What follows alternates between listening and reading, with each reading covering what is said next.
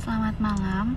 Di sini kita dari kelompok 5 akan mempresentasikan tentang pemenuhan kebutuhan pendanaan kegiatan usaha dan investasi melalui teknologi fintech P2P lending pada platform koin P2P Coinworks.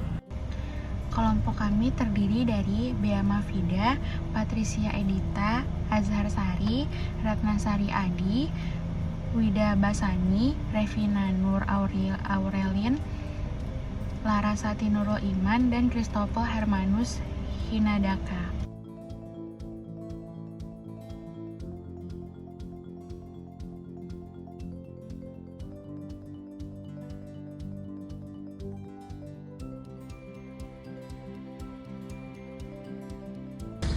Perkembangan dunia usaha yang didukung oleh teknologi informasi menciptakan banyak peluang-peluang baru, khususnya dalam dunia finansial.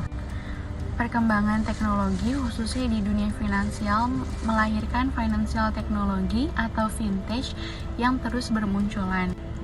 Pada bulan Agustus tahun 2002 saja, sudah terdapat 102 penyelenggara fintech lending dengan total nilai ekuitas sebesar 2,853 miliar. Di tabel sebelah kiri terdapat contoh-contoh fintech P2P lending. Baik, selanjutnya kita memasuki ke dalam klasifikasi financial technology. Klasifikasi yang pertama yaitu peer-to-peer lending dan crowdfunding. Untuk peer-to-peer lending dan crowdfunding ini termasuk ke dalam marketplace financial yang memiliki fungsi untuk mempertemukan antara pihak yang membutuhkan dana dan pihak yang dapat memberikan fasilitas dana tersebut. Dana tersebut itu disalurkan kepada masyarakat atau pengguna yang membutuhkan yang merupakan dana itu adalah berasal dari sekelompok masyarakat itu sendiri ataupun dana tersebut merupakan dana yang dimiliki oleh perusahaan penyedia dana tersebut. Selanjutnya adalah financial technology dalam klasifikasi payment, clearing, and settlement. Pada klasifikasi ini, financial technology ini memberikan solusi yang sangat praktis bagi masyarakat untuk diterapkan dan digunakan pada kegiatan transaksi mereka. Dengan istilah yang lebih populer yaitu payment gateway atau yang disebut dengan e-wallet, yaitu di mana masyarakat dapat bertransaksi dengan mudah, praktis, dan cepat dengan hadirnya klasifikasi financial technology ini. Dan biasanya masyarakat cenderung lebih banyak menggunakan e-wallet ketika mereka terkoneksi dengan e-commerce, sehingga pembayaran pun atau clearing dapat diselesaikan dalam waktu yang sangat singkat serta efisien. Selain itu, untuk fungsi settlement, masyarakat dapat menggunakan fungsi financial technology untuk menyelesaikan pembayaran tagihan mereka. Selanjutnya yaitu klasifikasi financial technology pada bidang manajemen risiko investasi. Pada bidang ini, klasifikasi financial technology lebih mengedepankan untuk menampilkan data-data yang dapat dijadikan acuan dalam mengontrol keuangan dan dapat diakses melalui berbagai macam gadget atau user friendly. Semakin berkembangnya era digital, semakin banyak pula portofolio bisnis yang dapat dengan mudah diakses dan juga ditekuni, sehingga financial technology pada klasifikasi manajemen risiko investasi itu hadir untuk memberikan solusi yang praktis bagi pengguna dalam melakukan perencanaan keuangan. Selanjutnya yaitu klasifikasi financial technology pada segmentasi market aggregator. Lebih singkatnya lagi, pada segmentasi market aggregator ini, sebuah financial technology memiliki basis data yang akurat terhadap beberapa sumber informasi mengenai hal-hal yang berkaitan dengan keuangan seperti investasi, kartu kredit, asuransi, atau hingga KPR dan suku bunga dan hal lainnya yang dapat mempengaruhi keputusan finansial.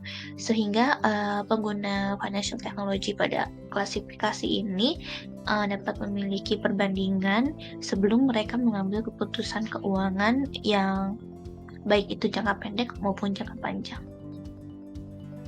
Nah, sekarang masuk pada keunggulan fintech. Apa sih itu fintech? Fintech berasal dari kata finansial dan teknologi, yang diartikan sebagai pemanfaatan teknologi untuk meningkatkan layanan jasa perbankan dan keuangan. Berikut ini keunggulan-keunggulan fintech yang bisa diperoleh oleh perusahaan maupun konsumen sebagai berikut. Yang pertama, mudah dalam melayani konsumen. Kedua, informasi cepat dan murah. Ketiga, keamanan terjamin. Keempat, proses cepat. Kelima, mudah disetujui dalam 24 jam. Keenam, pelayanan efisiensi. Dan yang terakhir itu notifikasi pembayaran dan nominal yang akurat. Nah, mungkin sebagian orang belum paham arti peer-to-peer lending. Peer-to-peer lending itu ya pinjam-meminjam berbasis teknologi. Ada salah satu kelebihan uang, makanya diberi pinjam atau disebut lender. Dan ada pihak lain yang kekurangan uang, makanya meminjam dinamakan borrower. Jadi peer-to-peer lending itu tengah-tengahnya untuk menghubungi kedua orang tersebut. Nah, peer-to-peer lending itu kan namanya pinjaman, maka secara garis besar terbagi dua, pinjaman yang konsumtif dan produktif. Konsumtif ialah seseorang meminjamkan bukan untuk sesuatu yang menghasilkan lagi, semisal mainan anak, makanan, dan lain-lain. Sedangkan pinjaman yang produktif itu ialah seseorang yang meminjam untuk menghasilkan uang lagi, semisal bisnis. Nah, di sini juga saya menjelaskan contoh pinjaman konsumtif seperti asetku, isi case, uang mi, dan yang lain. Dan sedangkan pinjaman yang produktif itu seperti Investri, Acceleran, Coinworks, dan lain-lain. Nah, untuk mendanai peer-to-peer lending, maka pemberi pinjaman dan penerima pinjaman terlebih dahulu harus melakukan registrasi dan mengisi data diri yang diperlukan sebelum dapat mengajukan pemberian pinjaman atau permohonan pinjaman. Coin P2P dari Coinworks merupakan pionir platform peer-to-peer lending atau P2P lending di Indonesia dari Coinworks Super Finance Apps yang telah berizin usaha dan diawasi oleh Otoritas Jasa Keuangan atau dikenal dengan produk dari Coinworks. Terdapat beberapa pendanaan dari Coin P2P.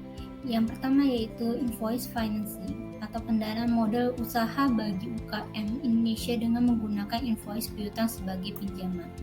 Lalu ada inventory purchasing atau kegiatan yang dilakukan perusahaan untuk membeli atau menyewa barang atau jasa untuk memenuhi kebutuhan operasional perusahaan. Yang ketiga ada business expansion atau kegiatan untuk memperbesar maupun memperluas bisnis yang mencakup aktivitas-aktivitas seperti perekrutan karyawan baru, perluasan fasilitas hingga pembentukan pasar baru. Dan yang terakhir ada pinjaman pendidikan, yaitu fasilitas pinjaman yang diberikan oleh pemerintah atau swasta untuk membiayai dana pendidikan yang sedang atau akan berlangsung. Dilansir dari website Coin P2P, lebih dari 1,9 triliun pinjaman berjalan yang dikelola dengan total lebih dari 12 triliun pendanaan yang telah dilakukan sejak berdiri.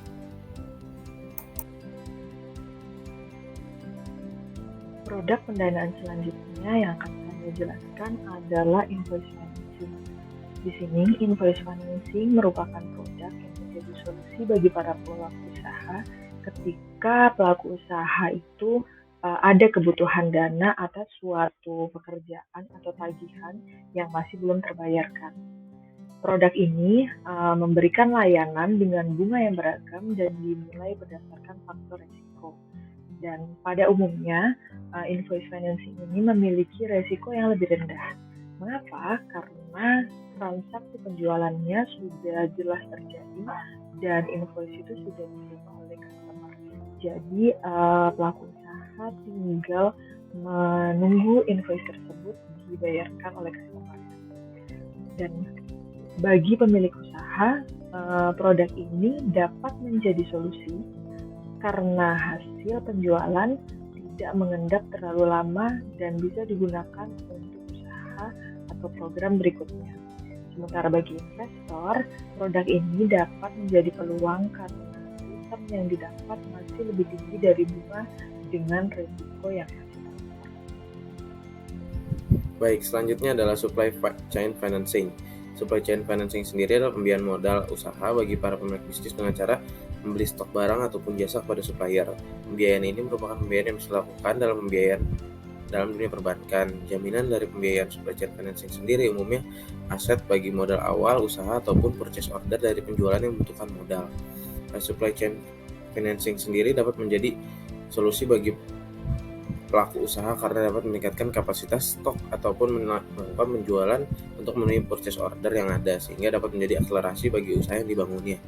Untuk skemanya sendiri, supply chain financing terdiri dari berikut, yaitu adalah supplier, selanjutnya adalah buyer, dan juga ada lembaga keuangannya itu Vintage. Di sini diawali oleh buyer yang menghubungi supplier guna untuk faktur dan barang.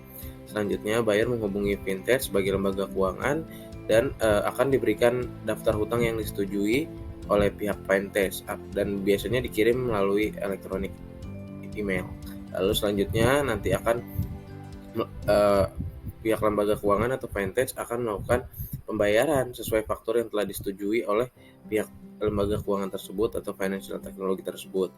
Selanjutnya pihak buyer akan membayar tagihan pada saat jatuh tempo kepada financial teknologi tersebut sehingga bisnis proses dapat dilakukan.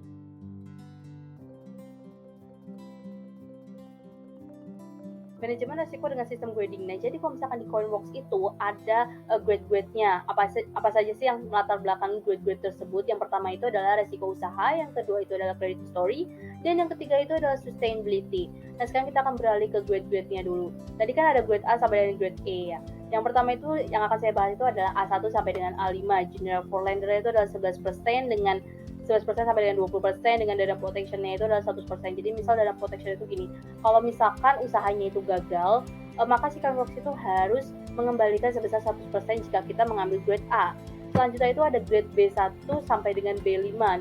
General for lender itu adalah 14% sampai 25%, dengan dana protection-nya itu adalah 80%.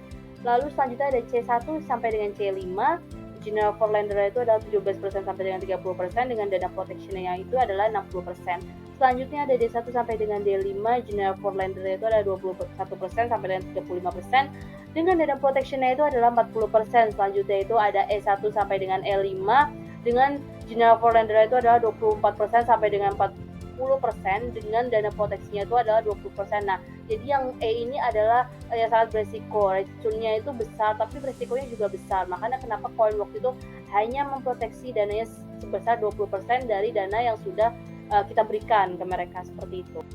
Manajemen resiko dengan dana proteksi sudah seperti yang sudah tadi saya bicarakan di slide sebelumnya. Jadi itu Coinworks itu memiliki fitur dana proteksi, di mana kalau misalnya ada kegagalan usaha, maka Coinworks wajib mengembalikan sesuai dengan grade yang sudah kita ambil. Jadi kalau misalkan kayak tadi grade A itu dana protection-nya itu 100%, sementara grade E yang sangat beresiko itu pengembaliannya hanya 20% dari dana yang sudah kita berikan, seperti itu.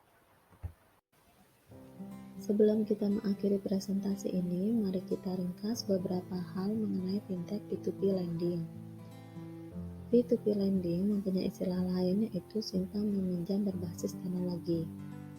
Menurut sifatnya, P2P lending terbagi menjadi dua, yaitu P2P lending yang bersifat konsumtif tidak menghasilkan uang, dan P2P lending bersifat produktif menghasilkan uang.